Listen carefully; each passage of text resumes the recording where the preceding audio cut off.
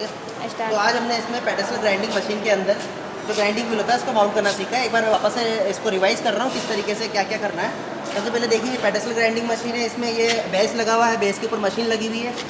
जो pedestal grinding machine है लगी हुई है, इसमें एक मोटर लगती है, मोटर के ऊपर पावर वोल्टेज वगैरह सब लिखी हुई है कि कितने आरपीएम पे इसको रोटेशन देना है, कितने आरपीएम पे वर्क कर सकती है। इसमें फिर इसमें एक शाफ्ट लगी हुई है जिसको हम स्पिंडल बोलते हैं। स्पिंडल के दोनों साइड में एक में कोरस ग्राइंडिंग व्हील लगा हुआ है, एक फाइन ग्राइंडिंग व्हील लगा है। कोर्स का यूज़ किस लिए किया जाता है? कोर्स का यूज़ जैसे कि आपने जो आपका जो लेथ मशीन के ऊपर जो आपके टूल होते हैं, फॉर एग्जांपल एचएसएस का टूल हुआ या फिर कार्बाइड का टूल हुआ, उसको ग्राइंड करने के काम में लेते हैं। और जो ग्राइंडिंग व्हील होता है सिलिकॉन कार्बाइड हुआ, एल्युमिनियम ऑक्साइड हुआ और CBN यानी कार्बन बोरोन नाइट्राइड हुआ और आपका जो डायमंड स्लरी होती है उसका बनाया जाता है। जबकि ये जो है ये वाला जो ग्राइंडिंग व्हील है आपका, जो फाइन ग्राइंडिंग व्हील है, इसका यूज़ किस लिए किया जाता है?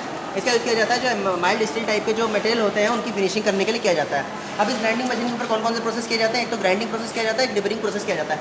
ग्राइंडिंग प्रोसेस क्या होता है? ग्राइंडिंग प्रोसेस एक तरीका कटिंग प्रोसेस होता है, उसके अंदर जो मटेरियल होता है वो कम मात्रा के अंदर रिमूव किया जाता है और फिनिशिंग की जाती है। जबकि जो डिबरिंग होती है, डिबरिंग के अंदर क्या होता है, जो बर होती है उसको रिमूव किया जाता है, या फिर जो एक्सेस अमाउंट ऑफ मटेरियल है जो कि ज़्यादा अमाउंट में है उसको रिमूव किया जाता है, उसको हम डिबरिंग बोलते हैं। ठीक है।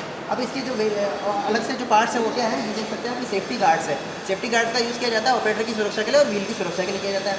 ये जो है आपका ये आपका है टूल पोस्ट है या फिर टूल को रखने का एक स्थान है।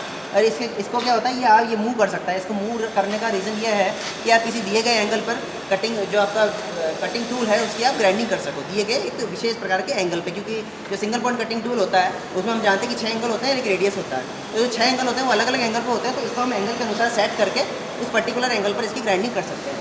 उसके अलावा जब हम इसको खोल के बाहर निकालते हैं तो इसको हम देखते हैं जो स्पिंडल है उसके ऊपर लेफ्ट हैंडेड थ्रेड कटे हुए। लेफ्ट हैंडेड थ्रेड का मतलब ये उल्टी चूड़ियाँ कटी हुई। इसको हम जब एंटी क्लॉकवाइज घुमाएंगे तब ये टाइट होता है और जब क्लॉकवाइज घुमाएंगे तब ये लूज़ होता है। तो इसका रीज़न ये है क्योंकि जो ग्राइंडिंग व्हील है आपका क्लॉकवाइज रोटेट करता है, इसी वजह से इसके अंदर जो नट बनाया गया है वो एंटी क्लॉकवाइज रोटेट करे तब वो टाइट हो, तब इसी वजह से कुछ इस तरीके से डिज़ाइन किया गया है। जब हम इसको खोल के बाहर निकाल देते हैं तो इसके अंदर क्या होता है, इसके अंदर एक फ्लेंज होती है, एक वार्सेल होती है और एक बुश होती है। ठीक है। तो फ्लेंज जो होती है, फ्लेंज का यूज़ किस लिए किया जाता है? इसमें सपोर्ट देने के लिए, इसमें अच्छे से डिक्लैम्प करने के लिए।